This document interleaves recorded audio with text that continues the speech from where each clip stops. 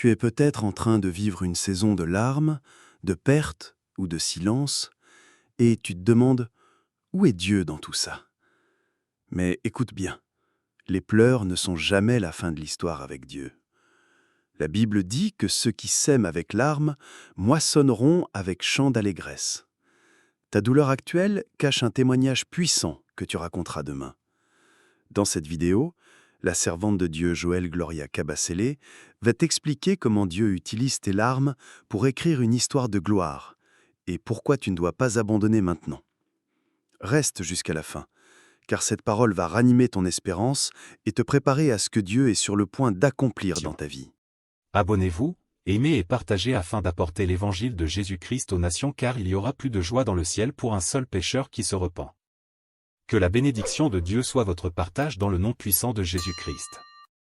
Amen. Jésus ne s'est pas gêné d'être ton Dieu alors que tu étais sans beauté ni éclat.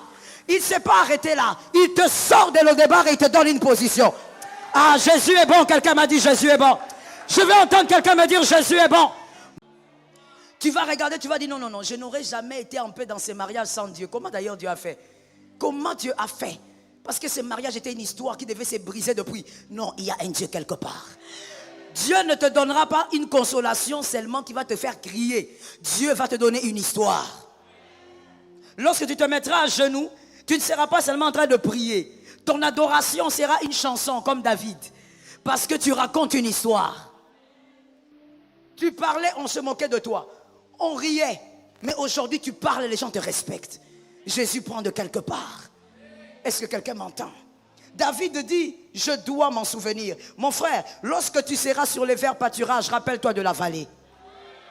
Si tu te rappelles de la vallée, même ton offrande va changer. Tu sais pourquoi tu donnes des offrandes médiocres? C'est parce qu'en réalité, tu souffres du même problème. Tu es amnésique. Tu as oublié d'où Jésus t'a sorti. Est-ce que toi, tu pouvais toucher $20? Mais Dieu ne te consolera pas pour te faire oublier ton passé. Dieu n'est pas dans ce couloir-là. Dieu ne fait pas du bien pour que tu oublies ce qui t'est arrivé.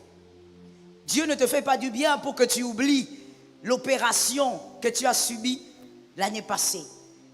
Dieu ne console pas pour faire oublier le passé. Dieu te console pour que tu sois reconnaissant. Mais parlons un peu aujourd'hui de la consolation. Parlons de la consolation. Je n'aimerais pas parler de la récompense. J'aimerais parler de la consolation. Dieu te consolera.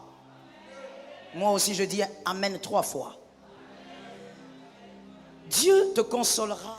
Mais Dieu ne te consolera pas pour te faire oublier ton passé. Dieu n'est pas dans ce couloir-là. Dieu ne fait pas du bien pour que tu oublies ce qui t'est arrivé. Dieu ne te fait pas du bien pour que tu oublies l'opération que tu as subie l'année passée. Dieu ne console pas pour faire oublier le passé. Dieu te console pour que tu sois reconnaissant. Dieu te console dans le présent pour que tu n'oublies pas ce que tu as vécu dans le passé. Que quelqu'un lève sa main droite et dise « Aide-moi à ne pas oublier ». Dieu te console dans ce présent pour que tu te rappelles d'où tu viens. Si tu te rappelles d'où tu viens, tu vas réaliser combien la bonté de Dieu est incomparable. Tu vas réaliser combien l'Éternel est grand. Celui qui est amnésique, celui qui est incapable de réaliser les bontés de Dieu. Celui qui oublie qu'il avait pleuré dans le passé ne pourra pas être reconnaissant. Celui qui oublie le trou dans lequel il était dans le passé ne pourra pas bien célébrer le Seigneur. Tu vois, même lorsque nous sommes en train d'adorer ou louer, il y a des personnes qui ont du mal à bien adorer pour 2 grandes raisons. La première, ce sont des personnes qui ne savent pas adorer parce que l'amour du Christ n'est pas en eux. Parce que l'adoration, c'est pour les amoureux. La deuxième raison, ils n'arrivent pas à adorer parce que ce sont des amnésiques. Les églises locales aujourd'hui sont remplies d'amnésiques. Tu célèbres le Dieu qui t'a donné une veste aujourd'hui, mais tu as oublié le Dieu qui avait veillé sur toi quand tu étais encinglé hier. Je vais le dire autrement pour celui qui dormait. Tu célèbres la veste, mais tu as oublié le cinglé d'hier. Tu ne peux pas célébrer la veste sans te rappeler du cinglé d'hier. sans te rappeler du t-shirt bizarre d'hier. Si Dieu te fera du bien aujourd'hui, c'est pour que tu voies d'où tu es sorti. Voilà pourquoi il est écrit, et il n'y avait que David pour dire ces genres de paroles. Psaume 103, 2. Psaume 103, 2. Il est écrit, mon âme bénit l'Éternel et n'oublie aucun de ses bienfaits. Mon âme bénit l'Éternel. Dans le présent, bénis l'Éternel. Mais ne le bénis pas en désordre. J'ai envie de dire à quelqu'un, il ne faut pas bénir en désordre. Voilà pourquoi quand nous bénissons l'Éternel, toi tu es comme ça, comme un drapeau. Même le drapeau bouge un peu quand il y a le vent. Toi tu es insensible. Tu sais pourquoi? Parce qu'en réalité tu ne peux pas frimer dans la maison de Dieu. Tu n'es rien devant Dieu. Mais pourquoi tu es insensible? Parce que tu es amnésique. Dis à ton voisin, sors de ton amnésie. David, un grand ami de Dieu, un grand prophète, il disait des choses tellement prophétiques. Il dit, dans le présent, mon âme bénit l'Éternel. Bénis dans le présent. Mais pourquoi je bénis? Parce que je n'oublie aucun. Les bienfaits sont dans les présents, dans les passés. Dans le passé. David est en train de dire, je célèbre aujourd'hui. Mais si je le célèbre aujourd'hui, c'est à cause de ce qu'il a fait. À cause de tout ce qu'il a fait dans le passé. Si je suis en joie aujourd'hui, c'est parce que dans le passé, Jésus m'a protégé. Est-ce que quelqu'un m'entend? L'amnésie va t'empêcher de célébrer. Oh my God. L'amnésie a fait de certaines personnes ici, je n'ai pas envie de parler de l'œil de Jésus. L'amnésie a fait de certaines personnes ici, des personnes orgueilleuses même dans la présence de Dieu. Mon frère, si tu te regardes bien, tu regardes bien ton passé, tu vas descendre les galons. Tu auras tellement pitié de toi que tu vas prendre les galons, tu vas mettre à terre. Déjà, il faut savoir si tu as les galons. David est en train de dire, je suis reconnaissant. Je célèbre ce qu'il est. Mais c'est à cause de ce qu'il a fait dans le passé. Voilà pourquoi David pouvait étonner sa femme. Que l'Éternel t'aide à étonner tes voisins par ta célébration. David a étonné sa propre femme, la femme avec qui il dormait. La femme avec qui il faisait, bon, il n'avait pas encore d'enfant, mais la femme avec qui il passait ses nuits. Sa femme est venue lui dire, mais David, what is wrong? Qu'est-ce qu'il y a? Pourquoi tu es comme ça? Comment tu peux danser jusqu'à te ridiculiser comme ça? Tu bouges la hanche comme ça, toi un homme, devant les gens, devant le peuple. Ne sais-tu pas que tu es roi? Oh, le problème c'est quoi? Le problème c'est que la personne qui parlait à David était de l'école de Saül. Les hommes intelligents ont entendu. La personne qui parlait à David était de l'école. L'école de Saül, c'est l'école de l'orgueil. Toi qui notes, tu notes. L'école de Saül, c'est l'école de l'orgueil. On fait tout par orgueil. On pense qu'on gagne les batailles parce qu'on est fort, parce qu'on a une grande armée. Voilà pourquoi Goliath est venu confondre Saül. L'école de Saül, c'est l'école de l'orgueil qui pense que tout est passé grâce à lui. Tout passe par lui et tout arrive par lui. Frère, tu ne manges pas parce que Dieu t'a donné la vie. Il y a des gens qui ont la vie mais qui n'arrivent pas à manger. Même le fait de prendre une fourchette et de la lever, c'est la grâce. Tu n'as pas dit amen, dis un amen. Tu n'as pas dit amen, dis un autre amen. Oh, tu vas dire amen de force aujourd'hui, dis encore amen. Tu ne lèves pas la fourchette parce que tu as envie. Tu connais combien de personnes qui ont envie, n'arrivent pas à manger. Ils mangent par des sondes. L'orgueil, c'est l'école de David. La femme, Michal, dit, mais toi un roi, on danse comme ça, même si on a gagné quand même. Tu es en train de bouger, de trémousser comme ça, un homme. Laisse aux femmes danser comme ça. David s'arrête. J'aime cet homme. Après Jésus de Nazareth au ciel, il faut que je cherche David. Même toi, je ne te chercherai pas. Je chercherai d'abord David. Cet homme s'arrête, il regarde sa femme. Il dit, madame, est-ce que tu sais ce que je suis en train de faire? Je suis en train de danser devant les dieux qui m'a choisi à ton père. Est-ce que tu comprends que David est en train d'exhorter Michal, mais il prend l'exemple du présent ou du passé? Je ne t'ai pas entendu. Donc David est en train de danser en fonction du... Cet homme est prophétique. David ne danse pas parce qu'il a gagné la bataille. C'est ça la vérité. David danse parce qu'il s'est rappelé d'où il est sorti. Broussard, oublié de son père, celui qui n'avait ni identité, ni éclat, ni beauté, celui que lui l'a suivi dans la brousse, Celui que l'huile n'a pas oublié, c'est celui-là qui est en train de dire à sa femme, je danse parce que c'est Dieu là. Il a regardé ton papa, il m'a regardé. David savait clasher. Hein? David, clasheur, au niveau de clasheur. David regarde sa femme et dit, entre toi et ton papa, entre moi et ton papa, Dieu m'a choisi moi. C'est Dieu là devant qui je danse. Mon frère, Dieu va te consoler. Que tu te rappelles d'où il t'a sorti. C'est pas pour que tu viennes devenir orgueilleux ici à l'église. C'est pas pour que tu deviennes orgueilleux envers tes frères, envers ton pasteur. C'est pour que tu te rappelles que toi tu étais sans beauté. Il y a des personnes aujourd'hui, quand tu les regardes, tu dis, oh, il est devenu aussi beau. Hein, je vais te choquer. Parce que lorsqu'on dit reconnaissance, on dit mois de récompense. Toi, tu ne vois que, la célébration. De quelle célébration tu parles? On parle d'une célébration qui tue l'amnésie. Ou plutôt une célébration qui émane d'un cerveau qui se rappelle. Lorsque tu es capable de te rappeler d'où Dieu t'a tiré, où il y a des choses que tu ne peux pas faire. Tu te rappelles que tu étais sans beauté, ni éclat. Quand tu passais invisibilité, l'onction de l'invisibilité était sur toi. Même les enfants ne te saluaient pas. Quand tu regardes les enfants, tu dis, oh, vous ne saluez pas tonton. Et on ne t'avait pas vu. Mauvais signe. Que tu es sans beauté, même devant les enfants, ni éclat. On ne te voit pas. Mais Dieu, Dieu, my God, arrangez-moi ce micro-là. Mais Dieu, il te prend. Il va à Lodébar. Il n'a pas honte de Lodébar. Oh, j'ai entendu quelque chose. Saint-Esprit, je vais lui dire ça. Moi-même, je reçois ça. Dieu n'a pas eu honte qu'on le voie avec toi.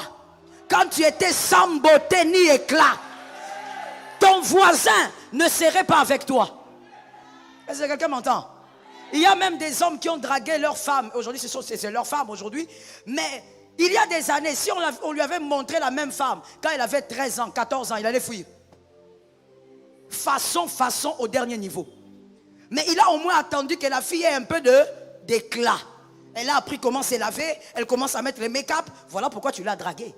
Si tu l'avais dragué à l'époque, si tu l'avais vu à l'époque, tu n'allais pas l'accepter. Mais Jésus n'a pas eu honte d'être avec toi à Lodébar. Jésus ne s'est pas gêné d'être ton Dieu alors que tu étais sans beauté ni éclat. Il ne s'est pas arrêté là. Il te sort de Lodébar et il te donne une position. Ah, Jésus est bon. Quelqu'un m'a dit Jésus est bon. Je veux entendre quelqu'un me dire Jésus est bon. Il te donne la position.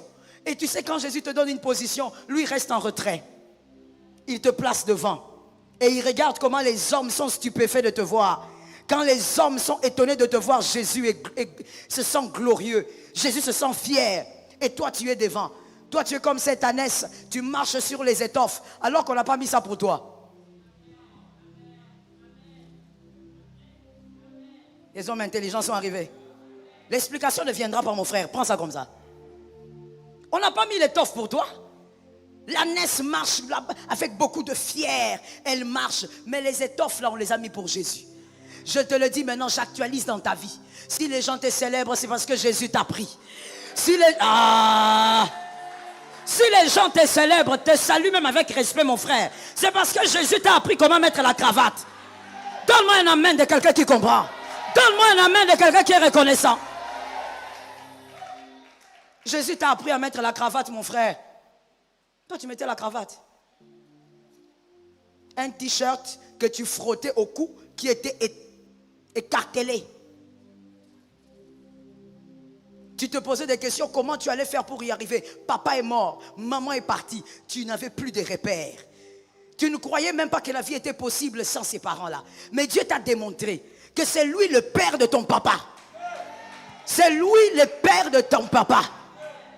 Dieu a frayé un chemin alors que personne ne pouvait rien faire pour toi. Même toi-même, tu ne pouvais pas. Je dis à quelqu'un, sors de l'amnésie. Reconnais, célèbre aujourd'hui à cause d'où tu viens. Tu viens de très loin. Des fois, même quand tu parlais, on se moquait de toi. Tu te rappelles? Merci. Moi, je veux les hommes humbles aujourd'hui là. Tu parlais, on se moquait de toi. On riait. Mais aujourd'hui, tu parles, les gens te respectent. Jésus prend de quelque part. Est-ce que quelqu'un m'entend? David dit, je dois m'en souvenir. Mon frère, lorsque tu seras sur les verts pâturages, rappelle-toi de la vallée. Si tu te rappelles de la vallée, même ton offrande va changer. Tu sais pourquoi tu donnes des offrandes médiocres? C'est parce qu'en réalité, tu souffres du même problème. Tu es amnésique. Tu as oublié d'où Jésus t'a sorti. Est-ce que toi, tu pouvais toucher 20 $? Est-ce que toi, tu pouvais imaginer toucher 2000 $? D'où Jésus t'a sorti? Jésus t'a sorti du chaos. Tu dormais, je ne sais pas où. Jésus t'a gracié et t'a donné une maison. La grâce t'a localisé. Tu étais dans la belle famille, on te critiquait nuit et jour. On se moquait de toi. L'homme de la belle famille. Mais Jésus t'a fait grâce. Jésus t'a donné aujourd'hui une maison. Est-ce que tu as oublié ça? Dans sa présence, tu es là en train de... C'est comme si tu es en train de faire des calculs. Des calculs, je ne sais pas de quoi. Tu es là comme ça, avec les yeux fermés. Tu ne bouges pas, tu ne parles pas, tu ne fais rien. Tu vas me dire que tu médites. Si tu médites, gloire à Dieu. Mais sinon, que ça ne soit pas l'amnésie. D'où est-ce qu'il t'a tiré? La célébration. Lorsqu'on n'est pas amnésique, on reconnaît que c'est Jésus qui nous a sortis de loin. Nous reconnaissons que cette consolation nous rappelle le passé. Le psaume 122, 1 va nous expliquer quelque chose aussi. Le psaume 122, 1.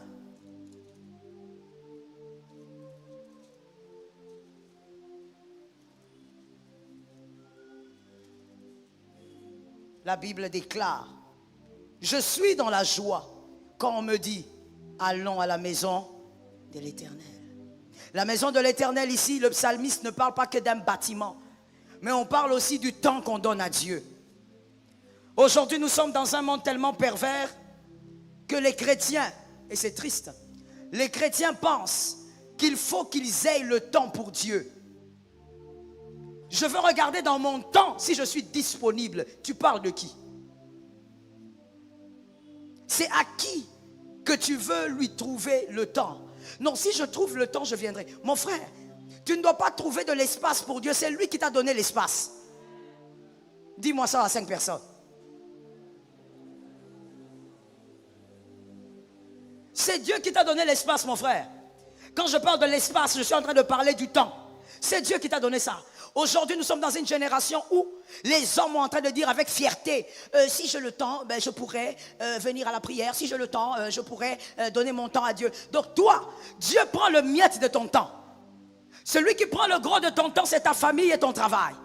Comme si tu faisais un AVC, tu allais aller au travail. Dieu prend les miettes alors qu'il est le maître de temps et des circonstances. Nous sommes dans une génération où on dit, si je trouve, je donne à Dieu. Si je trouve le temps, je serai là pour Dieu. Non, je n'ai pas eu le temps. Est-ce que toi, tu as le temps? Je te réponds la question. Est-ce que toi, tu as un temps? Comme je le disais tout à l'heure, si tu es là, c'est parce que quelqu'un t'a gracié. Toi, tu ne gères aucun temps. Tu n'as pas le temps. Tu n'as pas le temps. Tout le temps que tu crois avoir, c'est le temps que Jésus t'a donné. Je répète la phrase pour celui qui dormait. Tout le temps que tu crois avoir, c'est Jésus qui t'a donné. Lorsque David dit, je suis dans la joie, qu'on me dit, allons dans la maison de l'Éternel, il est aussi en train de parler du temps qu'on donne à Dieu. Même dans ta maison, le temps de prière en famille que vous donnez à Dieu. Vous donnez quoi à Dieu? Comment vous le donnez? Écoutez, lorsqu'un homme a du respect pour un autre, ça se révèle par le don des choses les plus importantes de sa vie. Lorsque tu as du respect pour moi, tu vas me donner les choses les plus importantes de ta vie. Et vice versa. Et le temps fait partie des choses les plus importantes de la vie d'un homme. Quand tu ne sais pas donner à Dieu le temps, tu lui donnes des miettes. Ça veut dire, maman, quand je vais finir là-bas, je viendrai. Quand je vais finir, je ferai pour Dieu. Quand je vais finir, Dieu ne prend pas les miettes. Si tu es en vie, c'est à cause de lui. Si tu peux te tenir debout, c'est à cause de lui. C'est lui qui gère ton chronos. Tu n'as aucun chronos à gérer. Est-ce que quelqu'un m'entend bien? La prière que tu devais faire, c'est dire à Dieu, Seigneur, donne-moi le temps pour ma famille. Donne-moi le temps pour mon travail. Mais en réalité, tout mon temps t'appartient. Je n'ai pas entendu. Je n'ai pas entendu parce que tu n'as pas compris ou parce que tu réfléchis. En réalité, tu voudrais dire à Dieu, Seigneur, permets-moi de travailler pour ma famille. Permets-moi de faire je ne sais pas quoi. Parce que tout le temps que j'ai, c'est pour toi. À Dieu, on ne donne pas les miettes. Tu commences à lui donner les miettes. Tu prends le gros du temps, tu donnes à ton travail. Quand tu vas là-bas, on te jette un mauvais sort, tu reviens ici. Oh, j'ai un mauvais sort au travail, on m'a jeté quelque chose, mon pied gonfle. Mais vas-y au travail, trouver la solution. L'un des éléments qui montre que tu n'es pas amnésique, c'est le fait de dire à Dieu, quand il s'agit de toi, je peux tout laisser. Voilà comment les amens sont lourds. Voilà comment c'est lourd. Et des fois c'est lourd à cause des $200. C'est les $200 là que tu poursuis. $200 que tu es en train de poursuivre. Tu te tues comme un cheval pour $200. Je ne dis pas que c'est peu, mais je dis, on compare les $200 à quelque chose. Ici, je compare ces $200 à Jésus. Il ne vaut même pas des millions. Il s'agit de Jésus ici. Ceux qui sont au cimetière, entre ciel et terre. Il y a des cimetières ici. Je préfère pas ces cimetières-là. Cimetière de Benseke. Est-ce qu'ils peuvent dire, je cherche l'argent? Est-ce qu'ils peuvent dire, je dois aller, j'ai un COP? On dit ça, hein? COP, hein? COP. J'ai une coopération. Je vais au COP. Est-ce qu'ils peuvent aller? Comment nous sommes arrivés au point, chers chrétiens, mon frère, ma soeur, comment nous sommes arrivés au point où on dit à Dieu, quand j'aurai le temps, je viendrai. Nous sommes arrivés là comment? Comment nous sommes arrivés au point d'avoir la force pour visiter la famille, mais tu n'as pas la force pour donner à Dieu le temps? Comment nous sommes arrivés là? Qui nous a ensorcelés? Qui nous a envoûtés? Cette famille-là t'honore parce que Jésus t'a fait grâce. En fait, tout c'est Jésus. Les enfants là, tu n'as pas le temps pour venir rendre grâce à Dieu. On avait le culte de clôture de marathon ici le 30. Je ne sais pas si je t'ai vu, je crois que je ne t'ai pas vu. Alors nous sommes venus célébrer le Dieu qui nous a soutenus un mois. C'était férié. Mais toi tu as préféré rester avec les enfants. Mon frère, c'est Dieu qui garde ces enfants-là en vie. Et d'ailleurs à ta place, il fallait être plus sage que ça. Il fallait prendre ces enfants et les amener dans la présence de Dieu. Celui qui amène ses enfants dans la présence de Dieu les cache pour les âges. Il est en train de montrer à ses enfants le chemin à suivre. Tu n'es pas éternel. J'ai entendu 3 amens. J'attends encore des amens. Je sais que le Bantou, le Muntu n'aime pas écouter ça, mais c'est la vérité. Tu n'es pas éternel. Ces enfants-là, à un moment donné, ils devront se battre sans père, sans mère. Ils auront quoi? Ils auront quoi? Les laits. Ils auront quoi? Qu'est-ce qu'ils auront? Les diplômes. J'ai vu des sorciers manger des licenciés. J'ai vu des sorciers manger des docteurs en. Le diable n'a pas peur de tes diplômes. C'est rien du tout pour lui, il écrase ça. Il peut même déchirer ça. Le diable a peur de l'onction. Le diable a peur de Jésus en toi, l'espérance de la gloire. Mais tu ne peux pas me dire que tu honores Dieu quand tu ne lui donnes pas le temps. C'est paradoxal. Même dans le mariage, ta femme va se plaindre, ton mari va se plaindre. Si toi, madame, tu dis à ton mari, je t'aime, mais il n'a jamais ton temps, tu viendras te plaindre ici. Pasteur, ma femme, elle ne me donne pas le temps. Elle est tout le temps avec ses amis, elle est tout le temps au travail. Même toi, tu réclames le temps. Ah bon? Mais les miettes devaient te suffire. Toi, tu donnes à Dieu les miettes. Tu te concentres sur ta vie comme si tu avais une vie. Tout est grâce. Même cette vie-là ne t'appartient pas. Est-ce que quelqu'un m'entend bien? Voilà pourquoi le diable ne te touche pas. Pourquoi il ne te touche pas? Parce que cette vie ne t'appartient pas. Si la vie t'appartenait, il allait te toucher depuis très longtemps.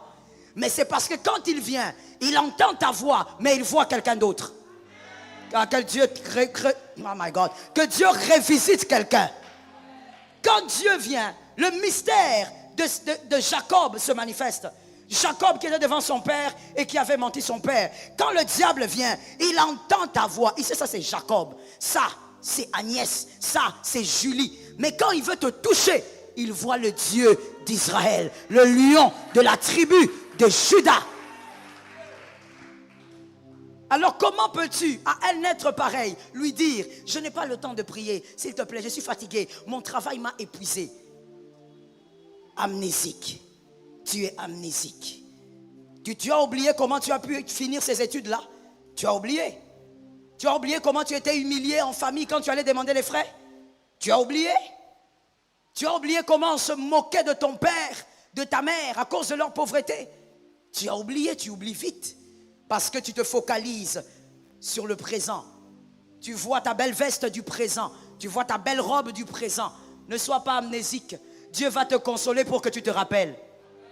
Dieu disait toujours au peuple d'Israël, rappelez-vous, dites à vos enfants. Dieu exigeait qu'on enseigne même l'histoire aux enfants pour que la génération suivante n'oublie pas qu'il y a un Dieu qui nous a sortis de l'Égypte. Que ça localise ta famille, toi qui as dit Amen. Ne sois pas Saül, Saül est un orgueilleux. 1 Samuel 13,9. 1 Samuel 13,9, l'orgueil de Saül. Saül ne peut même pas donner à Dieu un peu de temps. Non. Samuel lui a dit, attends, je veux venir faire le sacrifice. Toi, attends-moi, j'arrive. Saül attend. Il attend encore. Et puis il dit, non, non, non. Il a trop duré. Je fais ça moi-même. Saül, tu es même incapable de donner un peu de temps à Dieu. Donc Saül, toi, tu ne peux pas attendre 30 minutes que Dieu prenne son temps. Tu ne peux pas. Saül est orgueilleux. Il ne peut pas. Jusqu'au point où il a fait le sacrifice lui-même. La suite était catastrophique. Dieu a déchiré son royaume. Mon frère, Dieu est patient. Je reprends. Dieu est patient. Je reprends. Dieu est patient. Mais lorsque la patience de Dieu arrive à terme, il déchire le royaume. C'est-à-dire, ta destinée, il va l'émietter.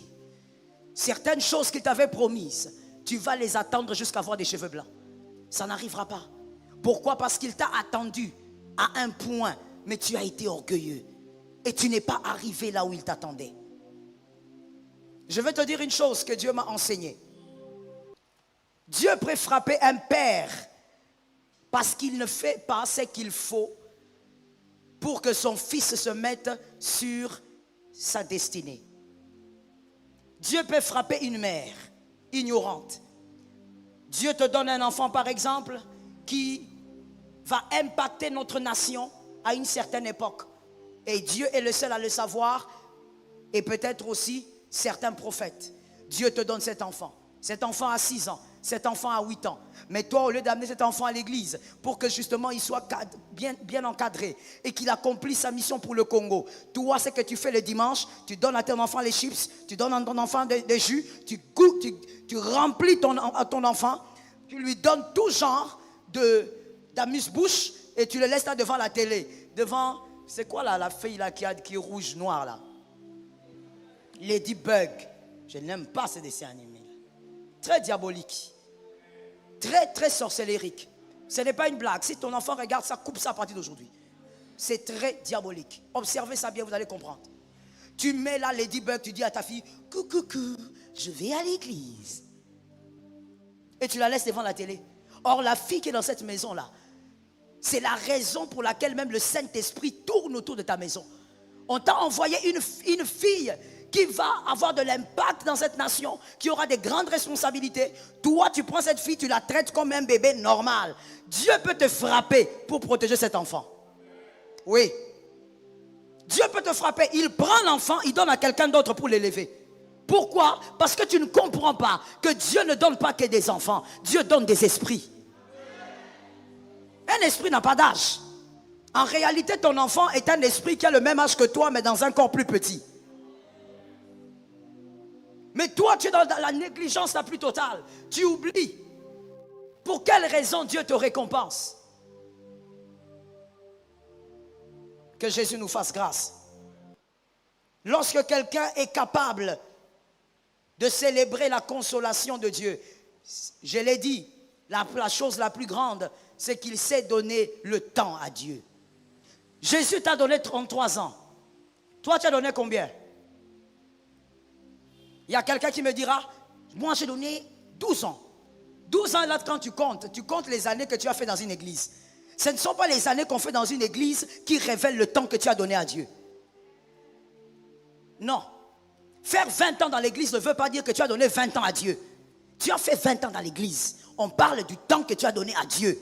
Jésus a donné 33 ans pour toi. Tu as donné quoi? Combien? Combien de temps?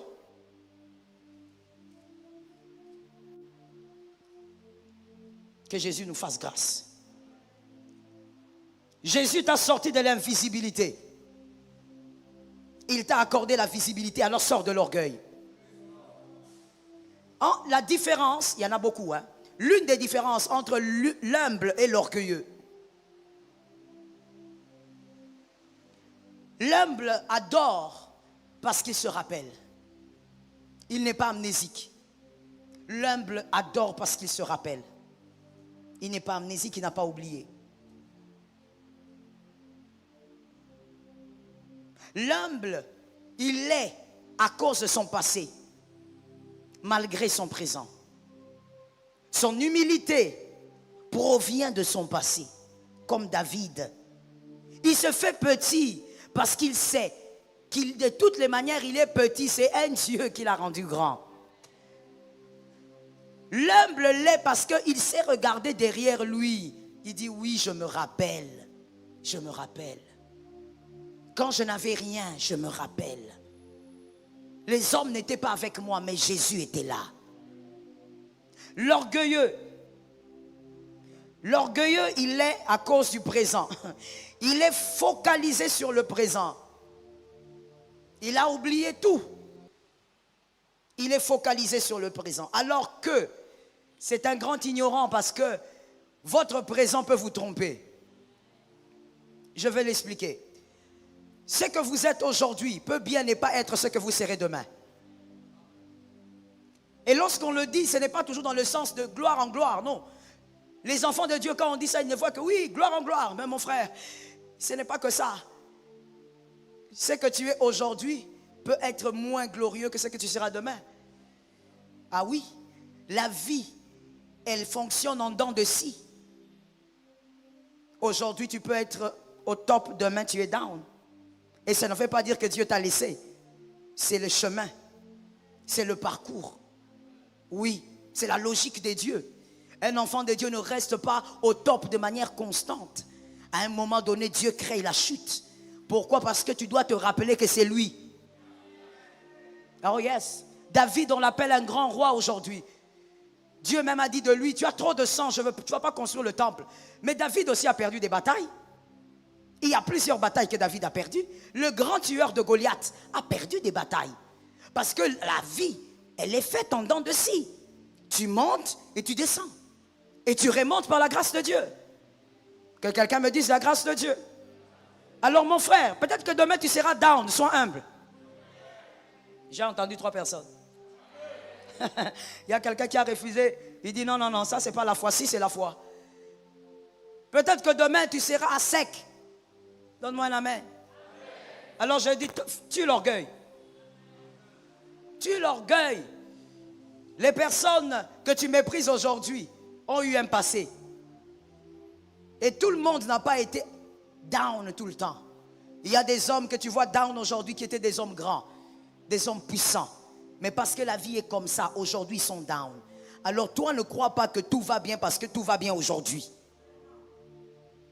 Je vais répéter cette phrase, tu vas la dire à quelqu'un qui est juste à côté. Ne crois pas que tout va bien parce que tout va bien aujourd'hui. Tout peut aller bien aujourd'hui et pleurer demain. Fais attention. Il y a des mariés qui ont dormi ensemble en rigolant, en se titillant.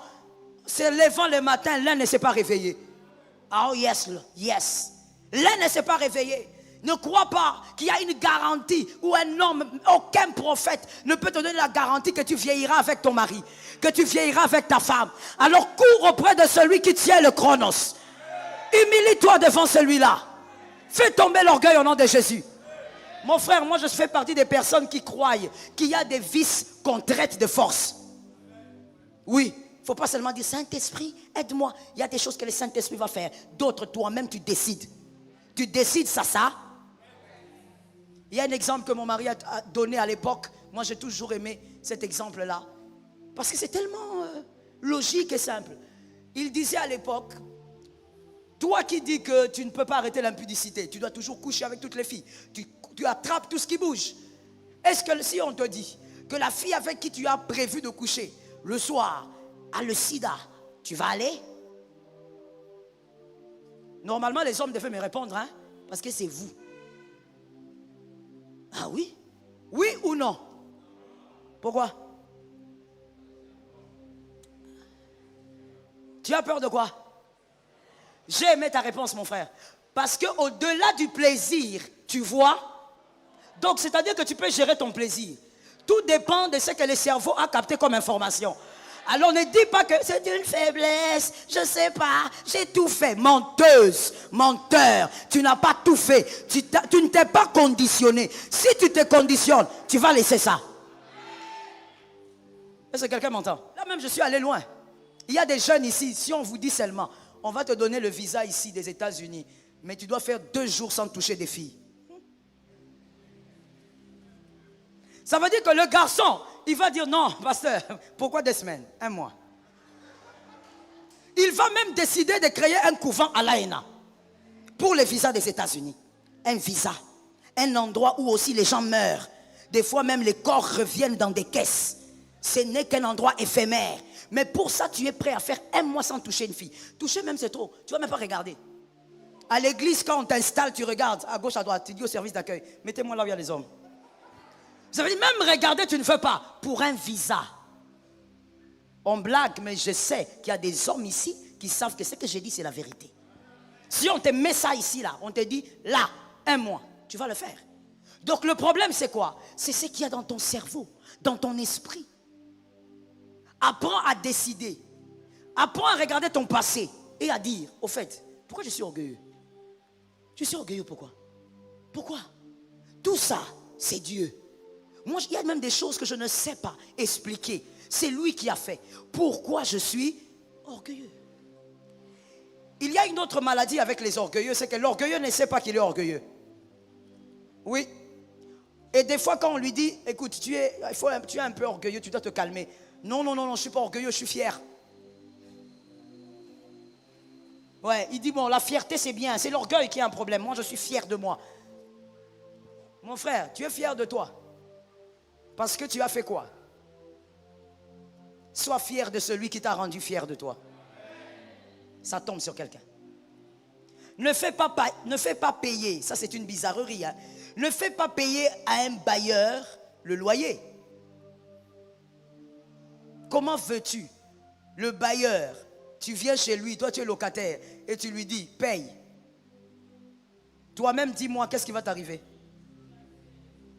Ma fille, Yass, je t'ai dit, la manière dont on va te chasser avec l'eau chaude. Et puis le bailleur même va se poser la question, tu es devenu fou? Peut-être même qu'il ne va pas te chasser, il va regarder, il va dire, oh, le petit est devenu fou. Oh, Bakisi Bazo Simba, Azuli Boma. Et oui, il va carrément regarder, oh, appeler la police, oh, il est devenu fou. Parce que le bailleur ne peut pas imaginer que tu es lucide. Tu viens chez lui, tu dis, paye-moi le loyer. Il est le bailleur. Tu demandes à Dieu, tu dis à Dieu, quand j'aurai le temps, il est le maître du temps. Oh, Dieu est le maître du temps. Tu ne peux pas dire à Dieu, quand j'aurai le temps, je viendrai. Il est le maître. Que Dieu délivre ceux qui ont été appelés à la délivrance. Parce qu'il y a des gens, même si tu prêches comment, il n'est pas appelé à la délivrance. Je dis que Dieu délivre celui qui a été appelé à la délivrance. Entre dans l'humilité. Regarde ton passé. Est-ce que tu peux faire acheter à un fleuriste les fleurs? Non, il en a. C'est lui qui vend les fleurs. Je dis à quelqu'un, en ce mois de juillet, on te donnera Isaac. Ah, j'ai entendu plusieurs amen, hein? Moi aussi, j'ai dit amen 3 fois. Mais sais-tu qui est Isaac? Isaac, c'est qui? Isaac, c'est pas un bébé. Isaac, c'est pas un enfant. Isaac, c'est toute une histoire. Je répète, Isaac, c'est pas un enfant. Isaac, c'est pas un garçon adulte. Isaac est une histoire. Je répète encore, Isaac n'est pas un bébé. Ce n'est pas un enfant. C'est une histoire. Voilà pourquoi Isaac n'est pas Ismaël. Quand on regarde Ismaël, on dit une femme a mis au monde. Quand on regarde Isaac, on dit c'est une histoire. On peut commencer à relater une histoire. Alors je répète maintenant, je crois que tu vas mieux comprendre. Dieu va te donner une consolation qui va te rappeler une histoire. Lorsqu'on regarde Isaac, on voit la stérilité. Lorsqu'on regarde Isaac, on voit l'humiliation. Lorsqu'on regarde Isaac, on voit le rabaissement. Lorsqu'on regarde Isaac, on voit le mépris. Lorsqu'on regarde Isaac, on voit une vieille femme. Isaac est toute une histoire. Et toi, la consolation que toute une histoire. Lorsque Dieu va te le donner, tu vas te rappeler, ah, 2016. Ah, Dieu a fait quelque chose. Il va te ramener même en 2015. Il va te ramener même en 2009. Tu vas dire, oh, Dieu, c'est Dieu et le Dieu de toute une histoire. Et si Dieu te donne un témoignage historique, c'est pour que tu n'oublies jamais d'où tu viens. Est-ce que quelqu'un m'entend? N'oublie pas d'où tu viens, tu sauras quoi faire. Et tu sauras même où tu vas. Est-ce que quelqu'un m'entend? Isaac va te rappeler que tu étais limité, Dieu t'a fait grâce. Isaac va te rappeler que tu n'es qu'un être faillible, tout est grâce. My God, Isaac va te rappeler que si on ne devait que regarder tes péchés, tu serais déjà, je ne sais pas où. Dieu t'a fait grâce, il n'a pas vu les péchés. Il a pardonné, il a effacé, il a oublié. Lorsque tu regarderas Isaac, tu diras, ça, ce n'est pas le fruit de mes jeûnes, ni de mon intelligence, ça c'est la grâce. Ça c'est toute une histoire.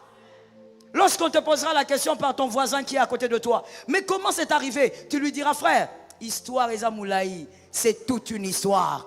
Parce que Dieu, il ne t'a pas seulement donné un enfant, il t'a imposé tout un rappel. Praise the Lord. Dieu t'impose un rappel. Frère, tu entres dans ta maison comme ça, quand tu vois, tu dis, oh Seigneur, je viens de loin. À chaque fois que tu vas voir ta consolation, tu diras, non, il y a un Dieu quelque part. Oh, we praise the name of Jesus. À chaque fois que tu verras, tu dis, non, il y a un Seigneur. Je n'aurais jamais eu ça sans Dieu. Ça localisé qui? Tu vas regarder, tu vas dire, non, non, non, je n'aurais jamais été en paix dans ces mariages sans Dieu. Comment d'ailleurs Dieu a fait? Comment Dieu a fait? Parce que ces mariages étaient une histoire qui devait se briser depuis. Non, il y a un Dieu quelque part. Dieu ne te donnera pas une consolation seulement qui va te faire crier. Dieu va te donner une histoire. Lorsque tu te mettras à genoux, tu ne seras pas seulement en train de prier. Ton adoration sera une chanson comme David. Parce que tu racontes une histoire. Est-ce que quelqu'un m'a capté? Pour vous qui avez des enfants, laissez-moi vous donner un conseil gratuit rapidement et je vais finir. Lorsque vous faites vos cultes de famille, avec des enfants qui ont déjà une année, parce qu'il ne faut pas croire que les enfants n'entendent pas. Même un enfant d'une année, il est capable de vous écouter. Un enfant d'une année et plus, vous avez vos enfants. Lorsque vous faites les cultes de famille, au moment de la prière, monsieur, que vos fils vous entendent prier, que votre fille vous entende prier, madame, mêmement. Quand vous priez, ne priez pas seulement pour vous faire entendre dans la présence de Dieu, mais racontez une histoire à vos enfants. Dites, Seigneur, nous, famille Kabasele, nous te rendons grâce parce que tu es le Dieu d'hier. Tu nous as délivrés de l'accident. Tu as veillé sur nos pas. Tu as permis qu'en 2000 autant, nous puissions vivre telle chose. Tel était malade, mais tu nous as sortis. Que les enfants t'entendent en train de raconter l'histoire du miracle. L'histoire de leur famille. Est-ce que quelqu'un m'a entendu bien? Je n'ai pas entendu quelqu'un donner un amen. Lorsqu'on te demande, papa, c'est quoi l'histoire de notre famille? Notre famille, nous avions notre grand-père Mukotu. Notre grand-père là, il était le fils de Moutata. C'est ça que toi tu racontes aux enfants? Ça, ils peuvent le lire eux-mêmes. Ils peuvent, même Google va le dire. Parle aux enfants des mystères de leur maison. Raconte aux enfants en prière. Tu dis dans la prière, quand je prie avec mes enfants dans les cultes de famille, je leur dis, mettez la main sur la poitrine, ils mettent, et je dis, ça c'est la phrase qu'on répète toujours à la fin, je dis, au nom de Jésus, nous sommes d'une race de vainqueurs. Nous sommes combattus, jamais terrassés. Nous affrontons nos adversaires et nous sommes des vainqueurs. La maladie n'est pas notre lot parce que nous sommes des puissants. C'est la phrase qu'ils ont dans la tête. Parce qu'on répète ça. Et c'est l'histoire de la maison. Tes enfants doivent dire, face à Goliath, ma mère avait dit, nous sommes des guerriers. Nous ne tombons pas devant ça. Ton fils doit dire, mon père disait dans la prière, nous sommes de la race des vainqueurs. Ça ne nous arrivera pas. Nous n'allons pas mourir ici. Nous allons célébrer en Canaan. Ça tombe sur toi si tu es intelligent. Tu ne vas pas mourir là, mais tu vas célébrer en Canaan. Tu dois avoir des enfants qui ont plus la foi que toi, qui ont une plus grande foi que toi. Mais qui va communiquer la foi? C'est toi. Je dis à quelqu'un que tes enfants sachent que même s'ils tombent, il y a un Dieu qui les relève. Ça te localise au nom de Jésus. Je l'ai dit quelque part, je finis en te le disant. La Bible dit les justes tombent. Et non, tu m'as donné le mauvais verset. La Bible dit les justes tombent. Et ensuite? Non, c'est le mauvais verset. Comment ça se fait que moi j'ai le verset qui dit les justes tombent 7 fois et son pasteur les relève? Non, c'est son pasteur qui doit les relever. Parce que nous sommes dans une génération dépendante totale. C'est l'archibishop qui doit les relever. C'est le pape qui doit te relever. C'est ta tante qui doit te relever. La Bible dit les justes tombent, ils se relèvent. C'est-à-dire, malgré que tu as terre, la force est dedans. La force ne t'a pas quitté. Je parle à quelqu'un. Ce n'est pas parce que tu es tombé que la force t'a quitté. Ce n'est pas parce que tu as commis des erreurs que la force t'a quitté. Le Seigneur est en toi, l'espérance de la gloire. Celui qui vit en toi est plus grand et plus fort que celui qui est dans le monde. Il t'a donné le pouvoir de marcher sur le serpent, sur le scorpion, sur toute la puissance de l'ennemi. Et rien ne peut te nuire. Tu tomberas et tu te relèveras. Personne ne va venir t'aider. Dis à ton voisin, tu ne vas pas m'aider. Dis à un autre, tu ne vas pas m'aider. Tu te relèveras toi-même. Tu as la force pour te relever. Shalom bien-aimés dans le Seigneur, j'espère que vous avez aimé cette vidéo. Abonnez-vous et partagez pour porter l'évangile de Jésus-Christ aux nations. Merci de faire partie de notre famille merveilleuse Jésus-Christ. Que Dieu vous bénisse abondamment.